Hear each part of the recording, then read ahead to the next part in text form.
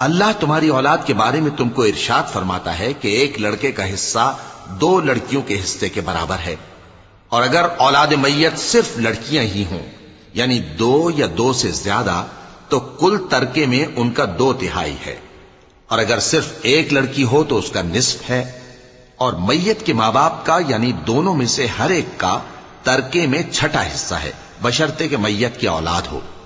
और अगर औलाद न हो और सिर्फ मां बाप ही उसके वारिस हों तो 1/3 मां का हिस्सा है, और अगर मैयत के भाई भी हों तो मां का 6ठा हिस्सा होगा।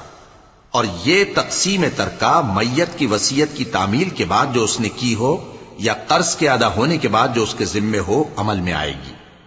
तुमको मालूम नहीं कि तुम्हारे बाप दादों और बेटों और पोतों में से फायदे के लिहाज से कौन तुमसे ज्यादा करीब है। ये हिस्से अल्लाह के मुकर्रर किए हुए हैं और अल्लाह सब कुछ